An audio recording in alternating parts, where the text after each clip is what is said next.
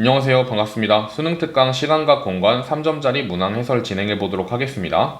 우선 1번은 특수상대성 이론에 대한 사고실험의 일부인데, 광원에서 거울 쪽으로 빛을 쏴주고 그 거울에 반사된 빛이 다시 광원으로 돌아오는 상황을 나타낸 것이고요. 자, 가부터 한번 봐볼까요? 자, 다시 반사되어서 광원으로 도달할 때까지 AB 관성계에서 빛이 진행한 거리는 LA랑 LB래요. 그러면 누가 더 큰지 바로 판단이 가능하죠. LA랑 LB 중에는 LB보단 LA가 더 큽니다. 왜냐면 A가 볼 때 이 우주선이 계속 이동하기 때문에 거울은 이쪽으로 이동하게 될 거예요. 그러면 광원에서 대각선으로 쏴준 빛이 거울에 도달할 테고, 그리고 광원도 계속 움직이니까 이렇게 다시 돌아온 빛이 광원으로 올 수 있겠죠. 그 이동 거리는 LA가 더 큽니다. 그 다음에 광원에서 방출된 빛이 거울에 반사되어 광원까지 도달할 때 AB의 관성계에서 걸린 시간은 각각 TA랑 TB다라고 나와 있는데, 이것 또한 A 쪽이 더 클 수밖에 없겠죠. 왜냐면 빛의 속력은 동일한데 더 먼 거리를 달려야 하는 게 A가 볼 때이기 때문에 시간도 A에서가 더 오래 걸리는 겁니다. 그럼 기억과 니은 맞았다는 거 바로 판단할 수 있고요. 이 디귿이 의미하는 게 바로 빛의 속력이잖아요. 그래서 디귿은 맞는 겁니다. 답은 5번이 되겠네요. 자, 다음 문항 풀어보도록 하겠습니다. 2번이고요. 표는 A 관성계에서 광원에서 방출된 빛이 PQR까지 진행한 거리를 나타낸 것인데, 여기서 포인트는 이 두 개가 같다는 거예요. 광원에서 P까지 가는 거랑 Q까지 진행한 거리가 동일하다는 거죠. 그럼 왜 이렇게 될 수밖에 없었는지를 생각을 해보자면, A가 볼 때 우주선은 계속 오른쪽으로 이동을 하고 있어요. 그러면 P는 계속 광원 쪽으로 마중을 나가고 있고, Q는 오히려 광원에서 멀어지는 방향으로 도망을 가고 있죠. 근데 그럼에도 불구하고 진행한 거리가 같다는 거는 애초에 처음부터 누가 더 멀었다는 거예요? P가 더 멀었다는 거죠. 그래서 P가 광원하고 거리가 Q에서 광원까지 거리보다 더 길었다는 겁니다. 자, 이 상태로 문제 풀어보겠습니다. 기억, A 관성계에서 광원에서 방출된 빛은 PQ에 동시에 도달한다. 얘는 그렇겠죠. 어차피 동시에 출발해서 같은 거리를 이동해야 되기 때문에 동시에 도달할 수밖에 없습니다. 근데 B가 볼 때는 그렇지 않죠. 왜냐면 B가 볼 때는 어차피 그냥 거리 자체가 광원에서 P까지 거리가 더 긴 거기 때문에, 그럼 당연히 P에 더 늦게 도착하는 겁니다. 그래서 니은은 틀린 거고, 그 다음에 디귿, A 관성계에서 광원과 R 사이의 실제 거리는 L2보다 큰지를 물어보고 있어요. 그러니까 A가 측정할 때, 실제 거리라기보다는 A가 측정할 때 거리. 그럼 A가 측정할 때 거리가 이런 식으로 측정이 될 거 아니에요? 근데 이 R점은요, 도망을 가고 있습니다. 도망. 그리고 수축의 효과도 받고 있죠. 그러면은 수축과 도망의 효과를 동시에 받는데, 이것도 제가 기출문제에서 많이 말씀을 드렸다시피 도망의 효과가 더 크기 때문에 그럼 얘는 더 멀어져요. 그래서 실제 거리가 이 L2보다 더 작다는 걸 알 수가 있습니다. 답은 1번이 되겠네요. 자, 다음 문항 풀어보겠습니다. 빛이 P에서 X까지 이동할 때랑 Q에서 Y까지 이동할 때 걸린 시간을 나타내고 있는데, 우선 이 두 개가 동일하잖아요. 그럼 그 얘기는 P에서 X까지 가야 되는데 이동하는 거리, 그리고 Q에서 Y까지 이동하는 거리가 같다는 거예요. 이렇게 두 개가. 그 다음에 T1은 A가 측정한 P에서 X까지 이동하는데 걸린 시간인데, A가 볼 때는 이 P랑 X 사이 거리가 수축돼서 보이긴 하겠으나 도망의 효과가 발생하겠죠. 근데 여기서 도망의 효과가 더 크다고 말씀드렸고, 그럼 T1은 T2보다 더 큰 겁니다. 그 다음에 이 동그라미 기억 같은 경우는 여기서의 시간을 얘기하는 건데, 여기서는 수축의 효과랑 마중의 효과를 동시에 받고 있기 때문에 얘가 더 짧다는 걸 알 수가 있겠죠. 그러면 대소 비교를 해보면 T1이 가장 크고, 그 다음에 T2, 그 다음에 기억인 걸 확인할 수 있어서 기억은 참이 되는 겁니다. 그 다음에 니은, T1과 기억을 더한 게 이 T2보다 큰지를 물어보고 있는데, 여기서 이 T2의 의미는 P에서 X를 찍고 다시 X에서 P로 돌아오는 왕복 시간이에요. 왕복에 대한 고유 시간인 거죠. 그러면 어차피 가는데 T2 걸렸으면 오는데도 T2 걸릴 테니까 이 두 개를 더한 게 바로 왕복에 대한 고유 시간이 되는 거고요. 그 다음에 T1과 기억을 더한 건 이렇게 가는데 지금 T1이고, 이렇게 Q에서 Y 가는 게 기억이었잖아요. 그럼 A가 볼 때 왕복하는데 걸린 팽창 시간이 바로 얘가 된다는 거예요. 그럼 따라서 이 좌변이 더 크겠네요. 그럼 니은은 맞는 겁니다. 그 다음에 디귿. A 관성계에서 P에서 X까지의 길이는 Q에서 Y까지 길이보다 작다. 이거는 아까도 말씀드렸지만 동일합니다. 답은 3번이 되겠네요. 자, 다음 문항 풀어보도록 하겠습니다. 4번. 자, 표를 보면은 AB 관성계에서 측정한 내용이 나와 있거든요. 우선은 PQ 사이 거리가 A가 볼 때는 L1, B가 볼 때는 L2래요. 근데 B가 볼 때는 그만큼 수축이 될 거기 때문에 보자마자 L1이 크다는 거 체크할 수 있고 니은이 참인 거 바로 체크할 수가 있습니다.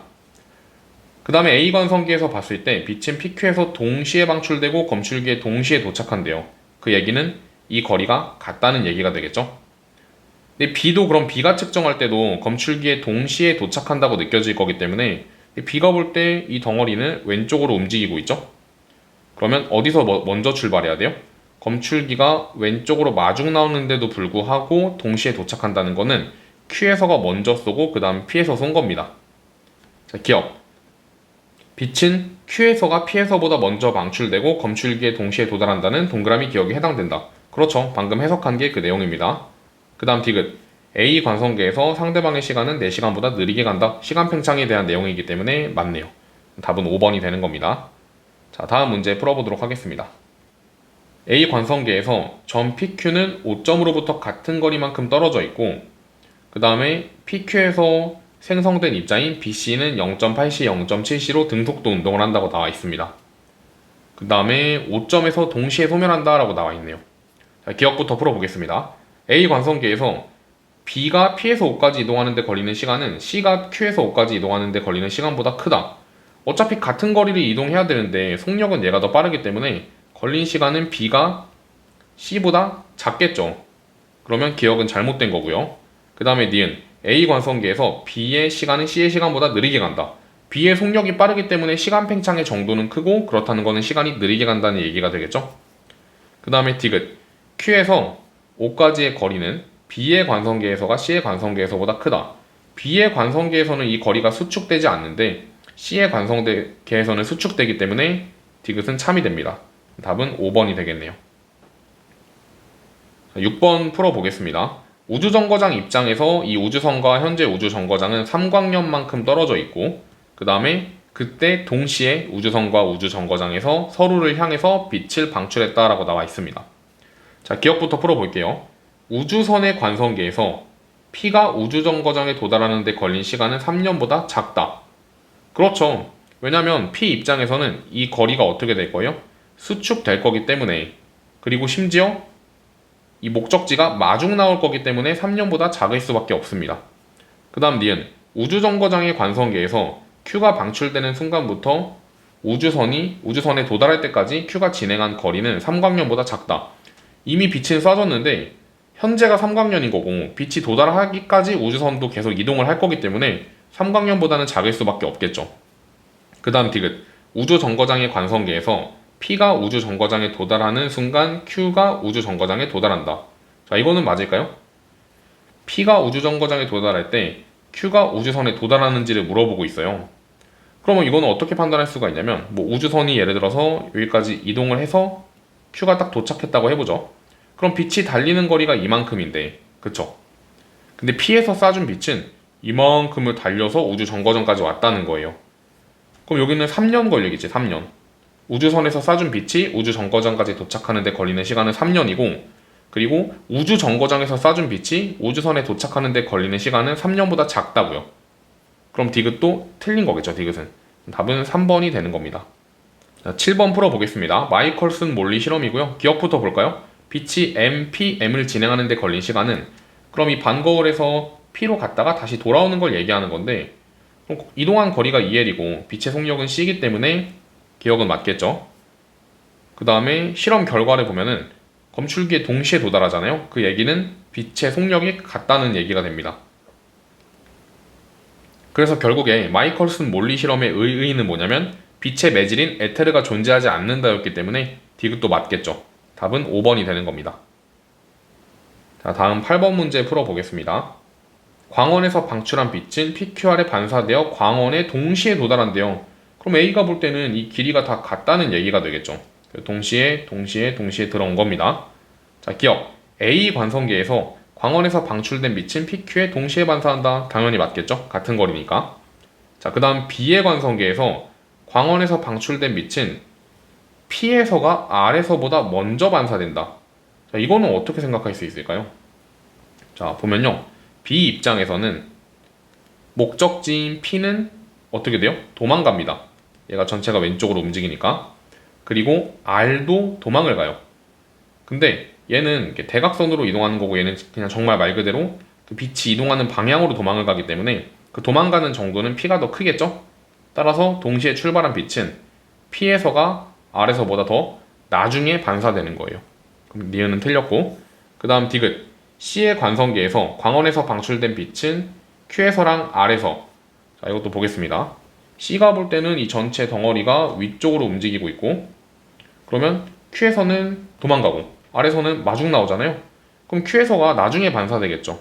따라서 답은 1번이 되는 겁니다. 9번 풀어보도록 하겠습니다. 이것도 기억이 정정사항이 있기 때문에 맞게 바꾼 거고요. 자, 질량수는 리튬 원자핵이 헬륨 원자핵보다 크다. 그렇죠. 질량수가 큰 거에서 작은 거 두 개로 쪼개진 거기 때문에 질량수 같은 경우는 리튬 원자핵이 헬륨보다 큰 겁니다. 그 다음에 니은. 정제 에너지는 리튬 원자핵이 양성자보다 이만큼 큰지를 물어보고 있어요. 그러면 어떻게 판단할 수가 있죠? 얘가 갖고 있는 에너지는 m1c 제곱이고 얘가 갖고 있는 에너지는 m2c 제곱이 되니까 그 두 개를 뺀 만큼이 맞겠죠. 니은은 맞는 겁니다. 그 다음에 디귿. 이거 넘겨보시면 이렇게 쓸 수가 있는데, 자, 얘가 충돌 전 질량, 그리고 얘는 충돌 후 질량이잖아요. 오히려 충돌 전이 더 커야겠죠. 질량 결손이 일어나기 전이니까. 그럼 디귿은 틀린 겁니다. 따라서 답은 3번이겠네요. 자, 다음 문항 풀어보도록 하겠습니다.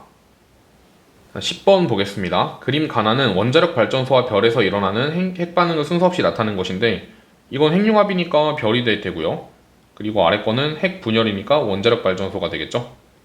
자, 1번. 가는 원자력 발전소 아닙니다. 그 다음에 2번. 동그라미 기억의 질량수는 2인지 물어보고 있는데 써보시면 2랑 3이니까 3이겠네요. 그 다음에 3번. 니은의 양성자 수를 물어보고 있는데 양성자 더해보시면 왼쪽은 92가 나오죠. 여기는 54니까 38이 된다는 거 체크 가능하고요. 내친 김에 위에 질량수도 구해보자면 여기는 왼쪽은 236이잖아요. 그리고 여기는 140에 여기 두 개, 중성자 두 개 있으니까 142가 됩니다. 그럼 이 두 개를 빼보시면 얼마가 되죠? 94 맞나요? 94가 된다는 거 체크할 수가 있죠. 이렇게. 그러면 얘는 양성자 수가 94가 아니라 질량수가 94인 겁니다. 그리고 4번. 중성자 수는 얘가 니은보다 큰지를 물어보고 있는데 그럼 이건 어떻게 구하면 돼요? 140에서 54를 뺀 게 중성자 수예요. 그럼 얘는 94에서 38을 뺀 게 니은의 중성자가 되겠죠. 그럼 지금 이 부등호가 맞는지를 물어보고 있는 거거든요. 그럼 계산을 해보시면은 얘가 더 크다는 거 체크할 수가 있습니다. 따라서 4번은 맞겠네요. 그럼 4번이 정답이 되고 그 질량결손 같은 경우는 얘는 5.5 그리고 얘는 200이니까 아래서가 더 큰 거겠네요. 따라서 답은 4번이 되는 겁니다. 자, 11번 풀어보겠습니다. 자, 표를 보고서 추론하시면 되는데 우선 A 같은 경우는 양성자 수가 1개, 중성자 수가 0개잖아요. 그렇게 1이라고 쓸 수가 있고요. 이거 0 아닙니다. 위에 거. 질량수니까 1이 됩니다. 그 다음에 B는 양성자 수를 몰라요. 근데 중성자 수가 1이기 때문에 그러면 질량수는 기억보다 하나가 많겠죠. 그 다음 C도 똑같이 써주시면은 여기가 2 플러스 니은이 됩니다. 자, 그럼 양성자 합이 같아야 되니까 기억은 1이라는 거 알 수가 있고 그럼 얘도 2가 되겠죠. 그럼 이 좌변은 질량수가 3이 되니까 니은은 1이 된다는 거 체크 가능합니다. 그러니까 둘 다 1인 거예요. 그럼 기억 맞고 그 다음에 니은 A, B는 동위원소인지를 묻고 있는데 양성자 수가 같기 때문에 동위원소겠죠. 그리고 디귿 핵반응에서 방출되는 에너지는 그 질량 결손이 얼만큼 일어났는지를 체크하시면 되는데 반응 전 거에서 반응 후 질량을 뺀 다음에 제곱 C제곱을 곱하시면 되겠죠. 따라서 답은 5번이 됩니다. 자, 마지막 문제 풀어보겠습니다. 그냥 바로 보자마자 식 한번 써보시면은 질량수는 11이고 양성자수는 5기 때문에 2랑 4가 나오고요.